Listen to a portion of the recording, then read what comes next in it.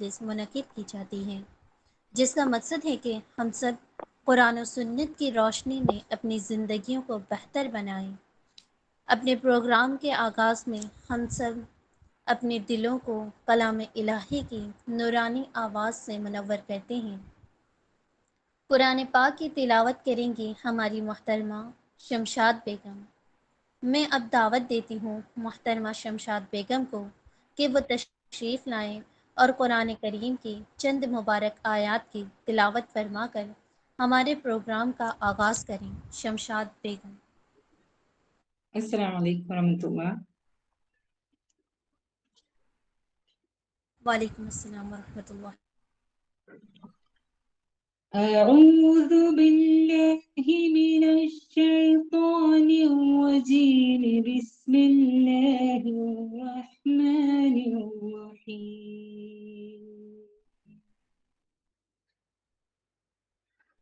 الف لام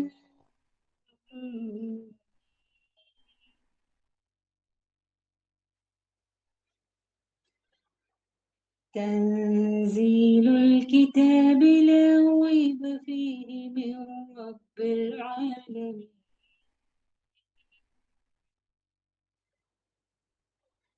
أم يقولون افتراه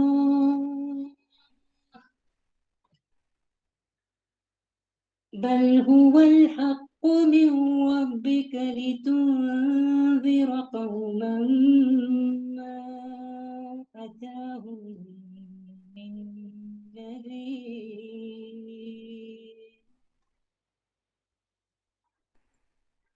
لتنذر قوما ما أتاهم من نذير من قبلك لعلهم يهتدون۔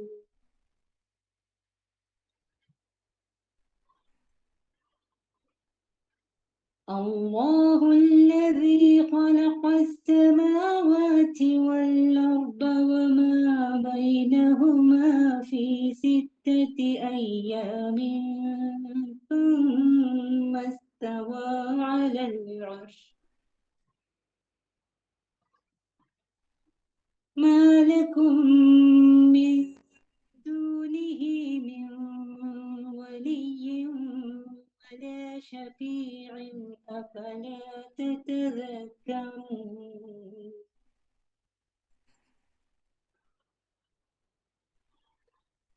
يدبر الأمر من السماء إلى الأرض ثم يعود إليه في يوم كان مقداره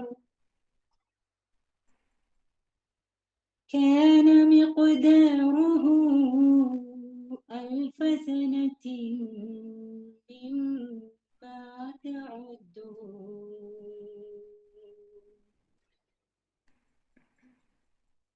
ذلك عالم الغيب والشهادة العزيز الرحيم۔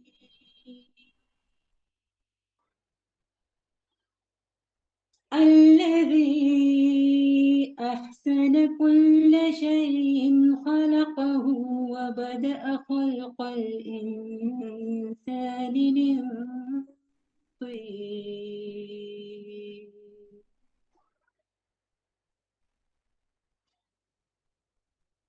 ثم جعل نسله من سلالة من ماء مهين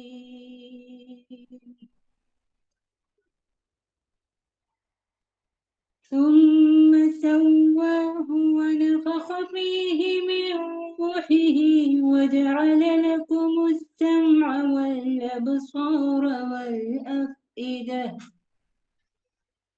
قليلا ما تشكرون۔ صدق الله العظيم۔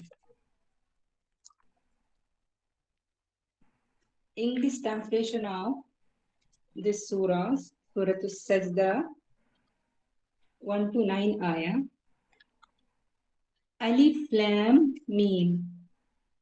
This is the revelation of the book about which there is no doubt from the Lord of the worlds.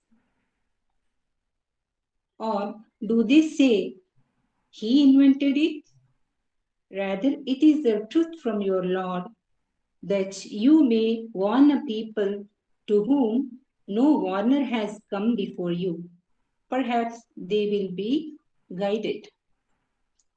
It is Allah who created the heavens and the earth and whatever in between them in 6 days.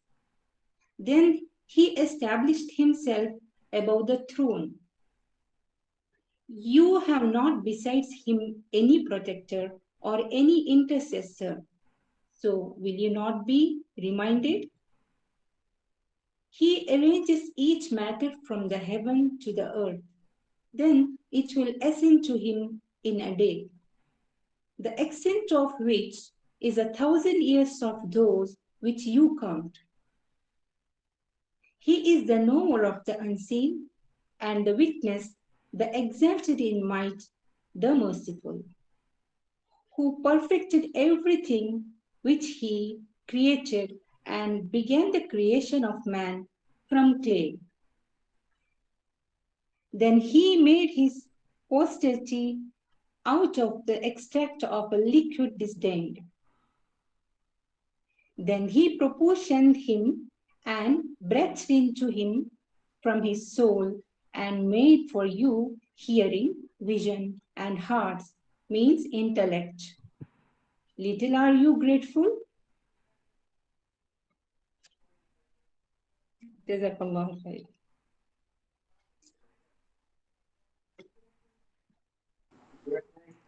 जज़ाकल्लाह खैरन। माशाअल्लाह, बहुत ही खूबसूरत तिलावत फरमाई। अल्लाह ताला हमें कुरान से जुड़ने, उसे समझने और उस पर अमल करने की तौफीक अता फरमाए। आमीन। अब हम प्रोग्राम के दूसरे हिस्से की तरफ बढ़ते हैं। आज की हमारी मुकर्ररा हैं मोहतरमा नगमा शिरीन। उनका मौजू है इल्म दीन हासिल करना, एक फ़र्ज़, एक ज़रूरत। आइए हम सब मिलकर खुशामदीद कहते हैं मोहतरमा नगमा शिरीन को और उनसे गुजारिश करते हैं कि तशरीफ़ लाएं। तमाम बहनें खामोशी और तवज्जो के साथ समाअत फरमाएं। أعوذ بالله من الشيطان الرجيم بسم الله الرحمن الرحيم ربي اشرح لي صدري ويسر لي أمري واحلل عقدة من لساني يفقهوا قولي ربي يسر ولا تؤثر وتمم بالخير وبك نستعين يا فتاح ربي زدني علما ربي زدني علما ربی زدنی علما۔ محترم ٹیچر اور عزیز بہنوں، السلام علیکم ورحمۃ اللہ وبرکاتہ۔ میرے تقریر کا عنوان ہے علم دین حاصل کرنا، ایک فرض، ایک ضرورت۔ میں آپ سب کے سامنے حضرت محمد صلی اللہ علیہ وسلم کی احادیث کی روشنی میں چند باتیں علم دین حاصل کرنے کے بارے میں رکھنا چاہوں گی۔ حیرت ہے کہ تعلیم و ترقی میں ہے پیچھے، حیرت ہے کہ تعلیم و ترقی میں ہے پیچھے، جس قوم کا آغاز ہی اقرا سے ہوا تھا۔ علم کے معنی میں سب سے پہلے دین کا علم شامل ہے، دوسرے نمبر پر دنیاوی علم شامل ہے۔ حضرت محمد صلی اللہ علیہ وسلم پر پہلی وحی غار حرا شب قدر میں نازل ہوئی، جو کہ سورۃ علق کی ابتدائی 5 آیتیں ہیں۔ اقرا بسم ربک الذی خلق، پڑھ اپنے رب کے نام سے جس نے تمہیں پیدا کیا۔ خلق الانسان من علق، انسان کو خون کے ایک لوتڑے سے یا جوک جیسی چیز سے یا چمٹنے والی چیز سے پیدا کیا۔ اقرا وربک الاکرم، پڑھ اپنے رب کے نام سے جو بڑا اکرام والا ہے۔ الذی علم بالقلم، جس نے قلم کے ذریعے علم سکھایا۔ علم الانسان ما لم یعلم، انسان کو وہ باتیں سکھائی جو وہ جانتا نہ تھا۔ فرشتے حضرت جبریل علیہ السلام آئے اور حضرت رسول اللہ صلی اللہ علیہ وسلم سے کہا اقرا، تو رسول اللہ صلی اللہ علیہ وسلم نے کہا میں پڑھنا لکھنا نہیں جانتا۔ پھر جبریل علیہ السلام نے زوردار کہا اقرا، تو آپ صلی اللہ علیہ وسلم سمجھ گئے کہ یہ کیا بولنا چاہ رہے ہیں کہ اس کے پیچھے پڑھو۔ تو آپ صلی اللہ علیہ وسلم نے پڑھنا شروع کیا۔ اللہ کے رسول کو پہلی وحی کیا تھی؟ نماز نہیں، روزہ نہیں، زکوٰۃ نہیں، وحدانیت نہیں کہ اللہ ایک ہے، بلکہ اللہ بیان کر رہا ہے، پڑھ اپنے رب کے حکم سے۔ جس قوم کو جس قوم کو پہلا ہی حکم پڑھنے کا آیا ہو وہ قوم کیسے جاہل رہ سکتی ہے؟ اس لیے کہا گیا مسلمانوں کو علم کی ترغیب دلانا مچھلی کے بچوں کو تیرنا سکھانا ہے۔ طلب العلم فریضۃ علی کل مسلم و مسلمہ، علم کا سیکھنا ہر مسلمان مرد و عورت پر فرض ہے۔ علم روشنی ہے اور جہالت اندھیرا ہے۔ انسان علم کے بغیر دین و دنیا کی ہر نعمت سے محروم ہے۔ علم ہی دینی و دنیاوی ترقی اور سربلندی کا زینہ ہے۔ علم والوں کے لیے زمین و آسمان کی ہر چیزیں مغفرت کی دعا کرتی ہے، یہاں تک سمندر کی مچھلیاں بھی۔ اللہ تعالیٰ نے حضور صلی اللہ علیہ وسلم سے مخاطب ہو کر فرمایا، اے پیغمبر، پوچھئے ان سے جو لوگ علم رکھتے ہیں اور جو علم نہیں رکھتے ہیں، کیا یہ دونوں برابر ہو سکتے ہیں؟ کبھی نہیں ہو سکتا۔ حقیقت میں نصیحت تو عقل مند ہی حاصل کرتے ہیں۔ انسانوں میں جو علم رکھتے ہیں ان کا مقام، ان کا رتبہ، ان کا درجہ ہی الگ ہوتا ہے۔ بے علم لوگ دنیا کے خزانے، دنیا کی دولت اپنے پاس رکھتے ہو لیکن ان کے پاس دنیا کا سرمایہ ہوتے ہوئے علم والے لوگوں کے برابر، بے علم والے لوگ علم والے لوگوں کے برابر نہیں پہنچ سکتے۔ علم انسان کے حق میں رفعت ہے، علم انسان کے حق میں بلندی ہے۔ علم وہ چیز ہے جو انسان کی دنیا و آخرت میں سر بلند کرتی ہے۔ علم ایک ایسا خزانہ ہے جو بانٹنے سے کم نہیں ہوتا بلکہ بڑھتا ہی رہتا ہے۔ اس کا اجر و ثواب انسان کو پس مرگ یعنی مرنے کے بعد بھی ملتا رہتا ہے۔ علم بیمار دلوں کی دوا ہے، بے چین دلوں کا چین ہے۔ علم سے نسلیں سنورتی ہے، اس سے خوشگوار معاشرے کی تشکیل ہوتی ہے۔ دینی تعلیم کے ذریعے ہی اللہ اور اس سے خوشگوار معاشرے کی تشکیل ہوتی ہے۔ دینی تعلیم کے ذریعے ہی اللہ اور اس کے حبیب صلی اللہ علیہ وسلم کے دینی تعلیم کے ذریعے ہی اللہ اور اس کے حبیب صلی اللہ علیہ وسلم کے پیغامات کو پوری دنیا میں عام کیا جا سکتا ہے۔ وقت کا بہت بڑا المیہ یہ ہے، ہمارے دلوں سے علم دین کی قدر و منزلت ختم ہوتی جا رہی